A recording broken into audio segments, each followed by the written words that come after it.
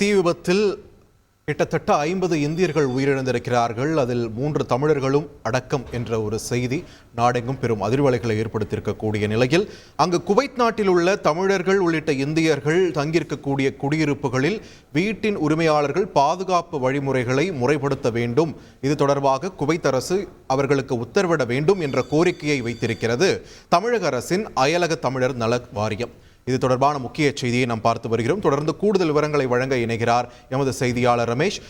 வணக்கம். இங்க அயலக தமிழர் நலவாரியம் தரப்பிலிருந்து குவைத் நாட்டு அரசுக்கு விடுக்கப்பட்டிருக்கக்கூடிய கோரிக்கைகள் என்னென்ன, அதன் சாராம்சத்தை பதிவு பண்ணுங்க.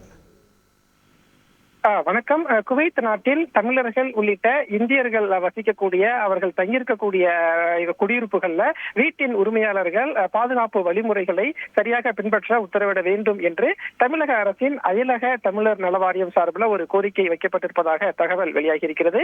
காரணம் என்னவென்றால், குவைத் நாட்டில் இருக்கக்கூடிய ஒரு அடுக்குமாடி குடியிருப்பில் நேற்று அதிகாலை ஏற்பட்ட தீ விபத்துல 50 பேர் வரைக்கும் உயிரிழந்திருக்கக்கூடும் என்ற தகவல் வெளியாகி இருக்கிறது. இதுல 40க்கும் மேற்பட்டவர்கள் இந்தியர்கள் என்ற தகவலும், அதுல 5 பேர் தமிழகத்தை சேர்ந்தவர்கள் உயிரிழந்திருக்கிறார்கள் என்ற தகவலும் கிடைக்கப்பெற்றிருக்கிறது.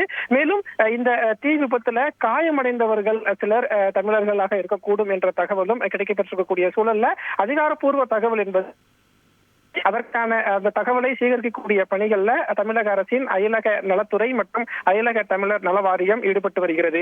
இந்த சூழல்ல அங்க குவைத் நாட்டின் மக்கள் தொகையில ஒரு 20% பேர் வரைக்கும் இந்தியர்கள், அதுல தமிழகம் மற்றும் கேரளாவை சேர்ந்தவர்கள் பெரும்பாலானோர் இருக்கிறார்கள் என்ற ஒரு தகவலும் கிடைக்கப்பட்டிருக்கிறது.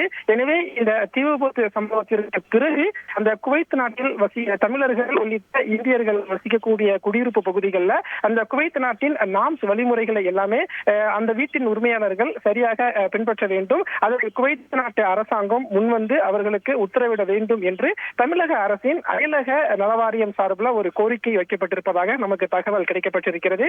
மேலும் இந்த விவகாரம் தொடர்பாக தொடர்ந்து தீவிரமாக கண்காணித்து வருவதாகவும் அயலக தமிழர் நலவாரியம் சார்பில் தகவல் தெரிவிக்கப்பட்டிருக்கிறது. நன்றி ரமேஷ், உங்கள் விரிவான தகவல்களுக்கு. செய்திகளை உடனுக்குடன் தெரிந்து கொள்ள உடனே சப்ஸ்கிரைப் பண்ணுங்க.